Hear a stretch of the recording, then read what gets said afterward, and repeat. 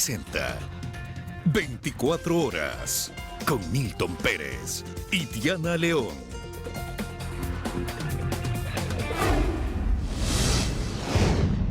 Empezamos. Los presidentes de Ecuador y Colombia firmaron la declaración y el plan de acción para el 2023 durante el gabinete binacional que se desarrolló en Tulcán. Vamos en vivo hasta Tulcán. Jairo Jacome, buenas noches.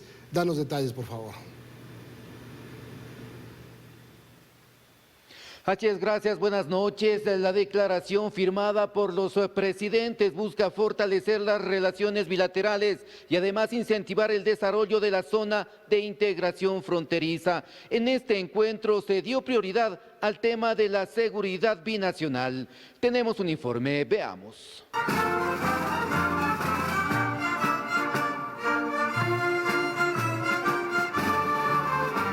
Como un hecho histórico, calificó el presidente Lasso al encuentro de mandatarios y su gabinete, porque marca un hito en la historia de las relaciones bilaterales, por los 7 acuerdos enmarcados en el desarrollo y la seguridad binacional.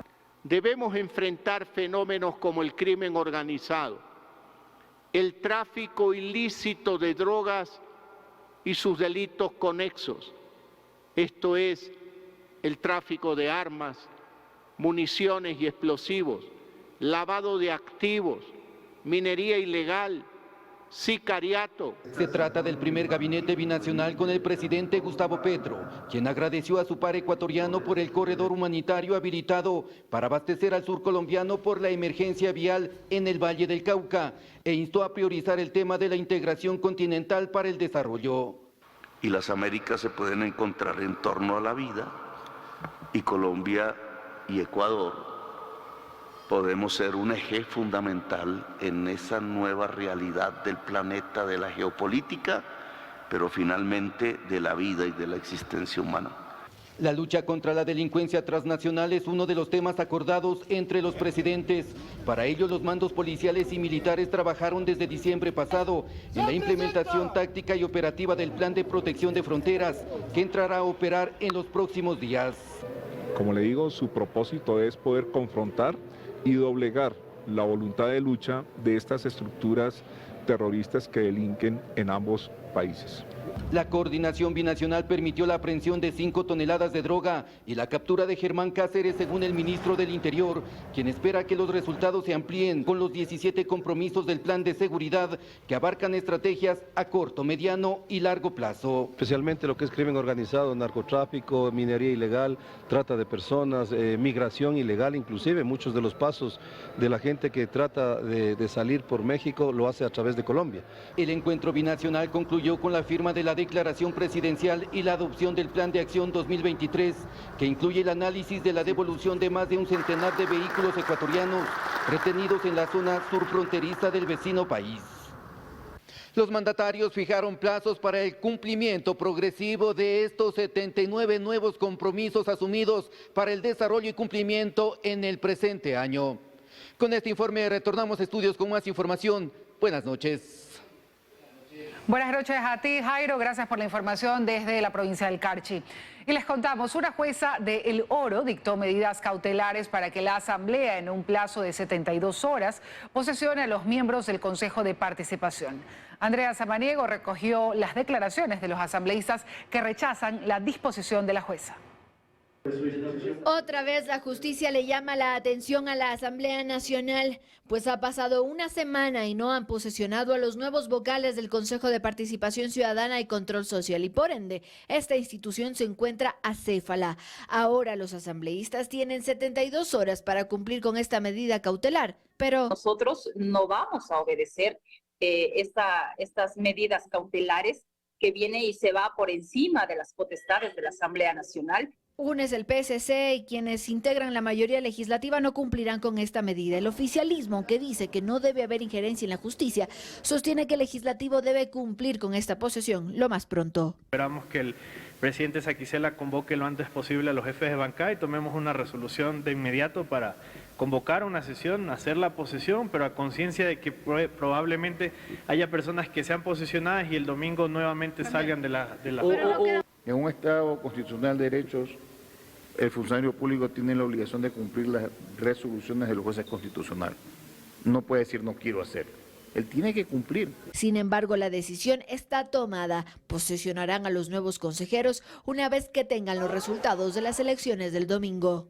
Porque es inoficioso posesionar a personas para que actúen por 1 y 2 días y luego tengan que entregar nuevamente el puesto a quienes definitivamente se sentarán hasta mayo a partir de lunes. Como no tienen mayoría ahí, no es que sus candidatos están ahorita para ser elegidos el día 5 de febrero de ambos grupos, no les conviene que se posesionen los 7 suplentes donde ellos no tienen control. A todo esto, Torres ha mencionado que interpondrán una acción de queja en contra de la jueza de El Oro.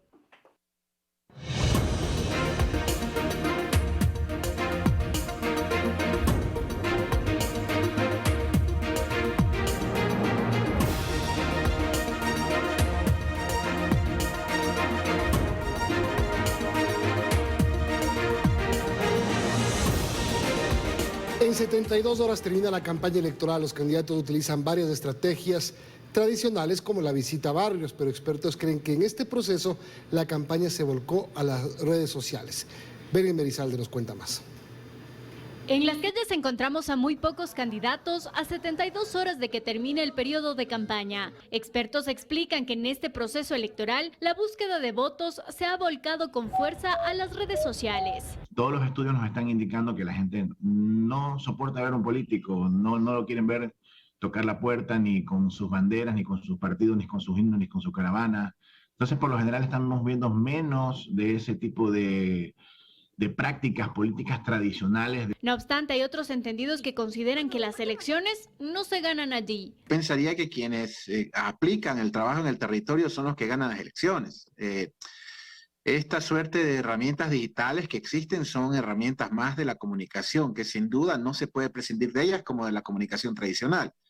Pero los procesos electorales siguen todavía vigente las herramientas tradicionales. TikTok se ha convertido en la de mayor uso, explican, aunque no todos los candidatos han sabido llegar de forma adecuada al público que la utiliza. Logran el objetivo que es ser viral, pero no por algo positivo. Pasan a la lista del ridículo. Muchos políticos creen que haciendo el ridículo llegan a los jóvenes. Por ejemplo, eso me parece un insulto a la inteligencia de los jóvenes. Desde el Consejo Nacional Electoral dicen que al ver este incremento de la campaña en redes sociales, han propuesto reformas para próximas elecciones. Hay que establecer la diferencia de una red social en cuanto a la expresión de opinión de un ciudadano a ser utilizada contratando espacios de publicidad. Y hemos visto que prácticamente todos los candidatos han violado la ley respecto a aquello. En todo caso, por ahora, lo que dice sí es seguro es que el proceso se desarrollará sin inconvenientes informáticos. Los apagones es una experiencia pasada. Pita explica que a partir de las 19 horas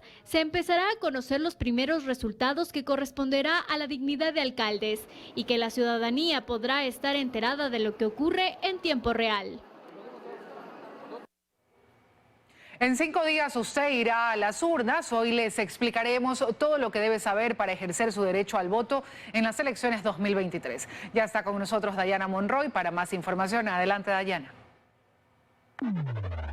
Hola, ¿qué tal? ¿Cómo están todos? Como usted sabrá, además de las papeletas para escoger a las autoridades de su localidad, usted deberá escoger también a los miembros del Consejo de Participación Ciudadana y aparte responder las preguntas de la consulta popular. Comencemos inmediatamente.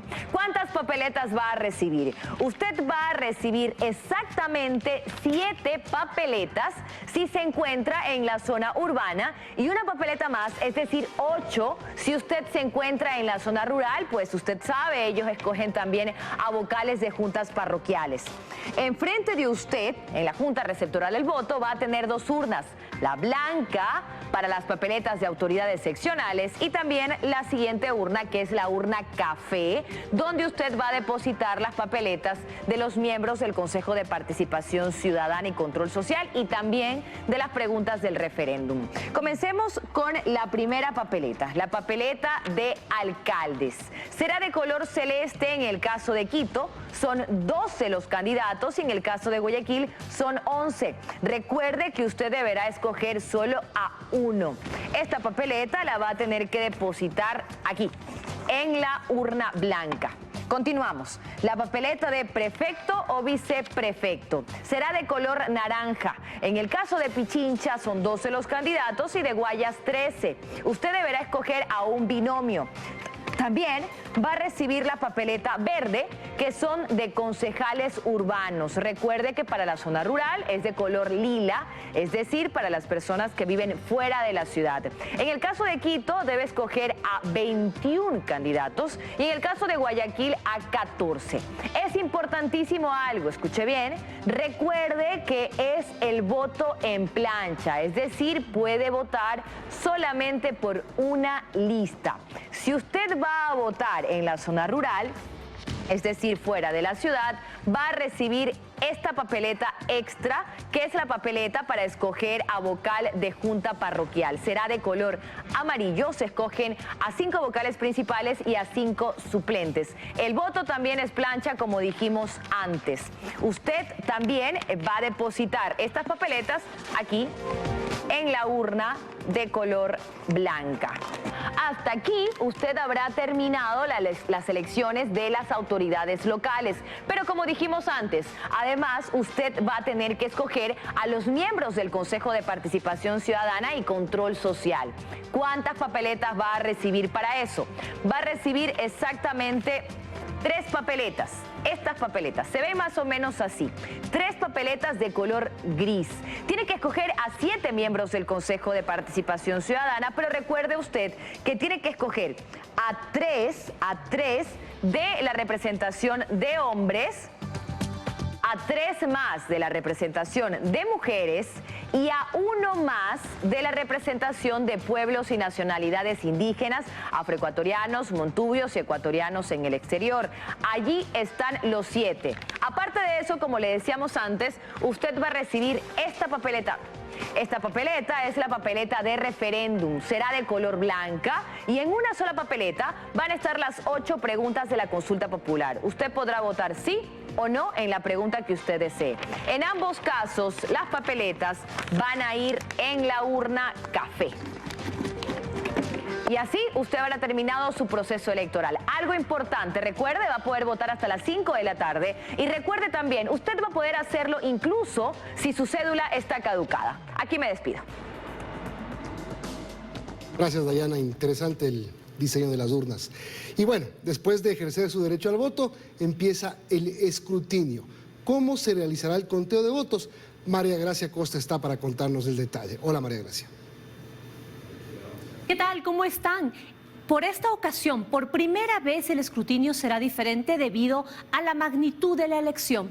¿Cómo será cronológicamente? Les contamos. A las 17 horas concluyen los comicios y se cierran las juntas receptoras del voto. A partir de esa hora, los 5 miembros deben abrir las urnas. El grupo 1, que lo integran el presidente de la Junta y un vocal, separarán las papeletas y contarán los votos de la urna blanca, es decir, de alcaldes, prefectos y después concejales y vocales de juntas parroquiales. El grupo 2, integrado por el secretario y 2 vocales, deben contar las papeletas de la urna café, es decir, referéndum y las 3 papeletas de candidatos al Consejo de Participación Ciudadana y Control Social. Cuando hayan terminado el conteo, los resultados tienen que escribirlos en las actas de escrutinio y estas deben ser firmadas por los responsables. Como en el proceso anterior, hay 3 copias de actas de escrutinio. La primera acta se coloca en el paquete electoral con papeletas y es llevado a una bodega. La segunda acta se entrega al coordinador de recinto para que sea procesada e ingresada al sistema al escanearse y verificar que no tenga inconsistencias. Y la tercera acta tiene que colocarse en el sitio de la Junta Receptora del Voto para que sea visualizada por los veedores de las organizaciones políticas. En el siguiente reportaje les contamos por qué hizo esto el Consejo Nacional Electoral.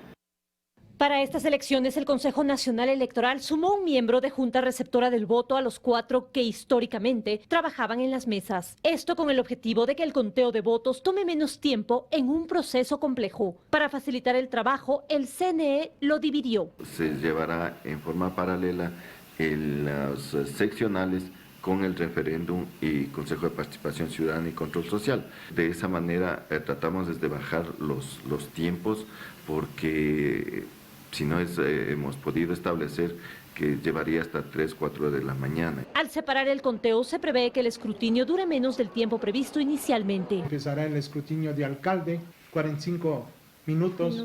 El asunto del escrutinio de alcalde y asimismo de prefecto. Y aún pese a esta decisión con relación a otras elecciones, aspiran a que los resultados sean procesados más tarde. Sí, hemos calculado entre 11 y 12 de la noche, pero todo depende de la habilidad y la agilidad de los miembros de juntas receptoras del voto.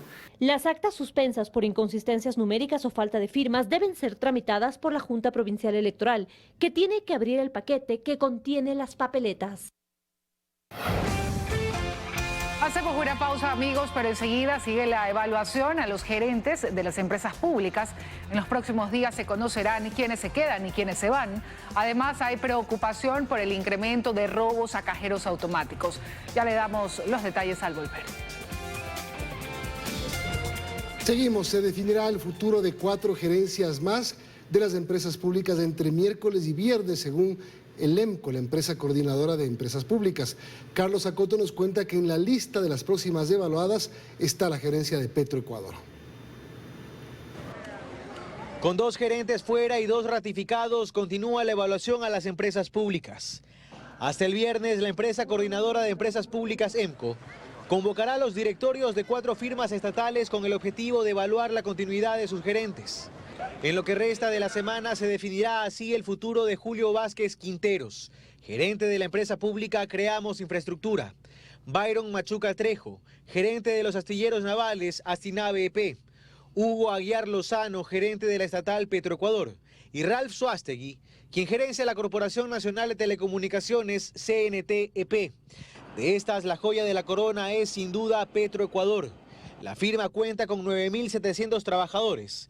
Y en 2022 su gasto corriente ascendió a 1.768 millones de dólares, mientras que su gasto de inversión alcanzó los 1.862 millones de dólares. Números que distan de las otras firmas a evaluar. Con mucha distancia le sigue CNT, con 7.059 trabajadores, un gasto corriente de 48 millones de dólares y de inversión de 26 millones de dólares.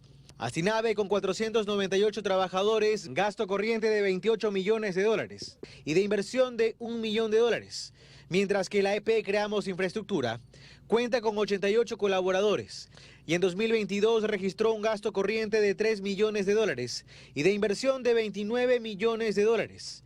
Las sesiones de directorio conformados por los ministros del ramo, el presidente del directorio de EMCO y un delegado de Semplades se irán convocando paulatinamente. Y se ha dejado claro que, en el caso de que se acepten las renuncias, asumirá un gerente subrogante hasta que el ministro del ramo presente una terna, que será puesta a consideración del directorio. Luego del viernes se definiría el futuro de los gerentes de Santa Bárbara EP, la empresa nacional minera, la empresa pública Comunica, Servicios Postales y Flopec.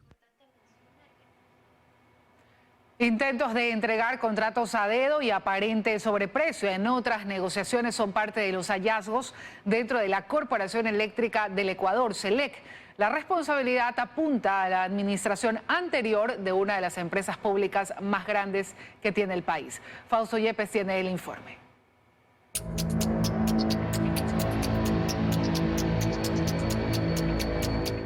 La sospecha llegó a oídos del ministro de Energía, Fernando Santos, y el pasado 18 de noviembre lanzó la advertencia por escrito.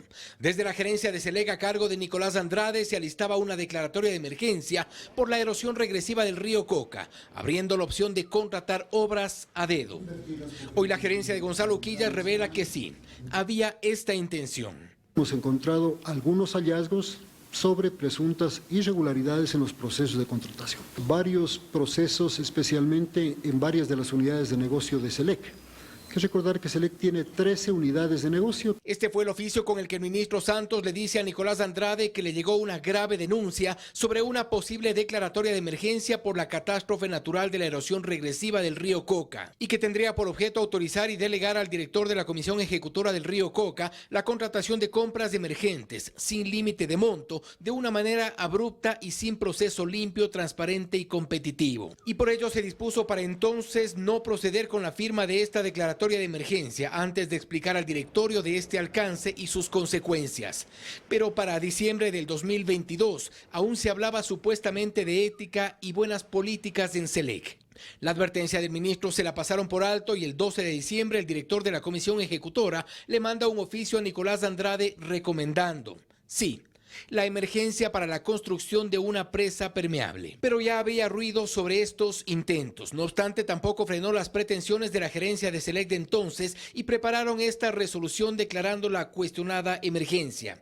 Resolución que al final no se logró firmar y se quedó en intención. La administración anterior se pretendió hacer una declaratoria de emergencia para contratar a dedo la presa permeable de un monto aproximado de $20 millones. Y como este se han detectado varios casos y algunos que pudieron haberse concretado. En el caso de Esmeraldas hemos encontrado, situaciones en las cuales se ve, una diferencia importante de costos al mismo proveedor por un valor cercano a $300.000 y en la anterior administración se da esta similar al proceso de adquisición, pero curiosamente se triplica el valor, sobrepasa los $800.000. Lo cierto es que como Flopex, Senel, Petroecuador y otras, SELEC es para algunos funcionarios de paso una mina de oro.